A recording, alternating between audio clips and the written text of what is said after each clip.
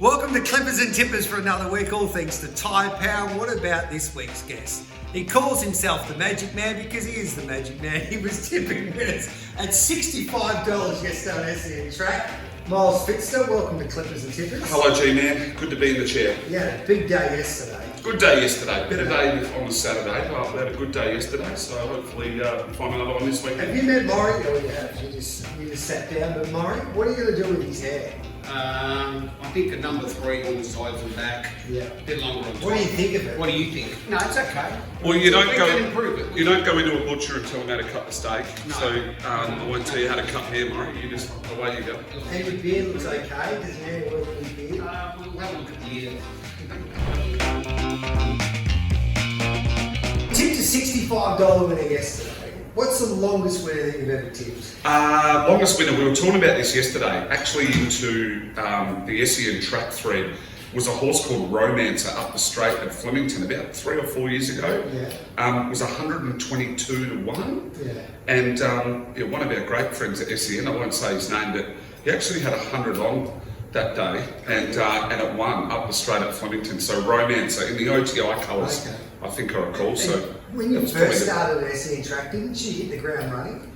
Yeah, so my first ever shift, I was down in Rome on holidays, Yeah. and I got a call up from Jules Bayard saying, "Do you want to do an SENTrack shift? We heard you were into racing." So I was doing a little bit of Sandford footy and stuff at the time, and I said, "Yep, I can." They said, "Well, you've got to be there pretty quickly." So jumped straight in the car, drove 4 hours to Adelaide. I was trying to do form in the car on the way up, which I don't advise to anyone because I was a bit nervous about starting, and got on air. I think the second race in at Cairns, I tipped Stella Moon at $41, and sort of Brownie nearly fell out of his chair. So it was a good start, Yeah. and then after that, so the rest is history, really. So you enjoyed the tipping or the punting? Which do you think you're better at? Well, I spent probably most of my life punting and had a good crack at it. Sort of semi-professionally. So I spent a lot of time What's semi-professional? Well, as in I 3 days a wasn't. week. I wasn't relying on it for an income. Yeah. But it was a big part of my life, and I spent a lot of hours on it. Yeah. So essentially, what I do was I sort of had to build up to a point where I had a bank, and I was able to turn that bank over. I did a lot of it all by hand, so I'm not really a data guy. I've only used that a bit more only recently. So by hand, you mean watching videos? Watching videos, but also doing a lot of the form and everything. I still do. My form books are done in 3 drafts, all by hand. So the first draft's done, all written out by hand.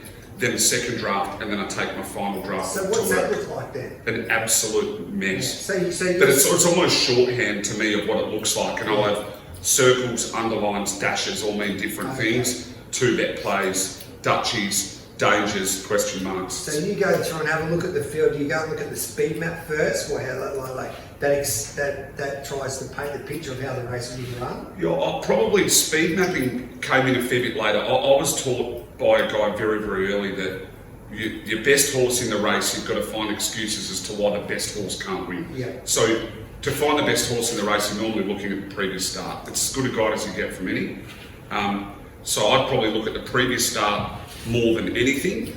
But I've got quite a few little quirks where I don't really like tracks that are probably lean one way or the other. Yeah. I'm a fair track better, so tracks like Sandown, Bendigo, Morfettville, but especially tracks in WA where the good horses can get a really good opportunity. So I steer away from tracks like Strathalbyn, Moonee Valley, Morfettville Parks. So what are your non-negotiables? If you're doing the form and you see a horse that's got a variable that you don't want to have going into a race? I don't have many punting rules in regards to, a lot of people don't like horses back in trip or up in trip. I've got some faith in the trainer that they know what they're doing, or they're trying to put their horse in the right race to win.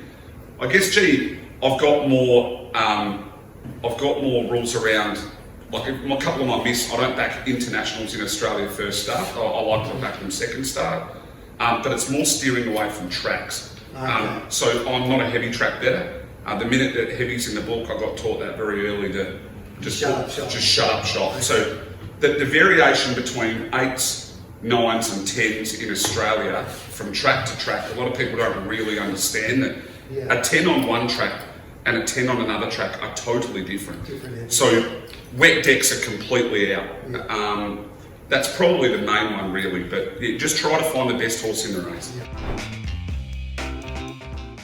You cop the tip for me to come tomorrow to do your hair because I don't reckon your barber was doing a good enough job before. Well, but I don't really have a barber, and growing up on a farm, I've probably had more haircuts with a shearing handpiece than I have had in proper barbershops, and also the boarding house wasn't great for haircuts either.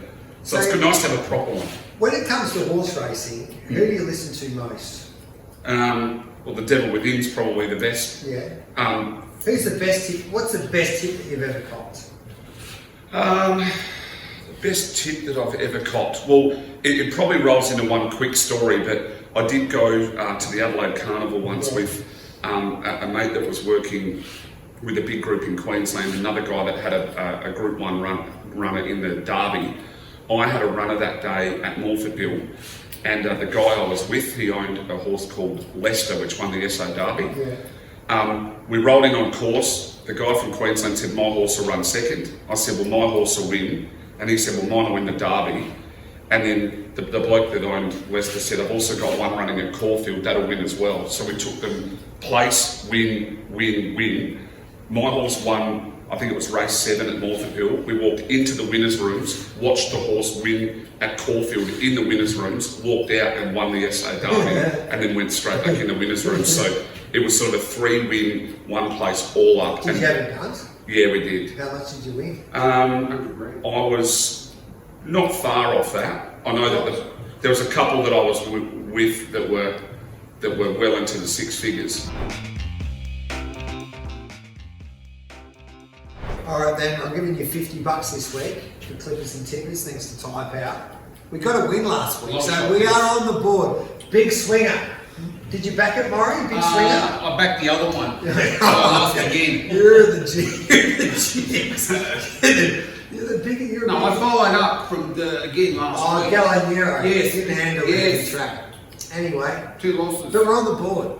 So who are you going with, Milo? I thought I'd go value, and I'm going to go with a couple of races to finish at Eagle Farm. So I've been quite keen on Deep Focus, especially after its last sort of 2, 4, 600 in the Rough Habit, how it ran on. I'm using the Rough Habit as a form guide, so that's around $20. So I'll have 10 each way on Deep Focus, and then in the last there's a horse called Sazu. In the last at Eagle Farm, that's $15. So I'll have 15 each way on Sazu in the last. So there's a $20 pop and $14 pop for you. Well, I'm only going 1 out with 1 horse on Saturday. We're going to Flemington. Race 8, horse 9, Champagne Journey. Favourite? Yeah, no, around $9, Maury. Dan Nettle rides for Shane Jackson. He was good at Waterville first up. Won by the length of the Flemington Straight at Horsham, 2,000 metres, big tick. I reckon she'll go awfully close. What colours? They're in the Tony Otterbury Pride of Jenny colours. It's not going to start. No. Champagne Jenny, she would have went close in the Oaks if she was up there. She's a filly by National Events. What price? We're getting $9. Nice. 50 straight out.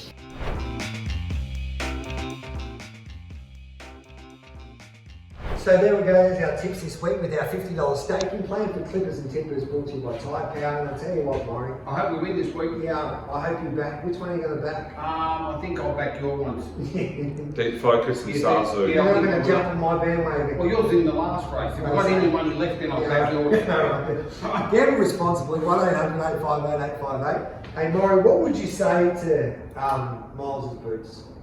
Need a bit of a polish. Yeah. Well, they look like they've done a bit of work, haven't they? Just a bit of polish. Probably because they have. Growing up in the country, the boots are the last thing you worry about. Hey Milo, thanks for joining us on Clippers and Tippers. Well done yesterday by tipping that $60-odd winner. And let's hope your good form continues over the weekend. Thanks, G-Man. Thanks, mate.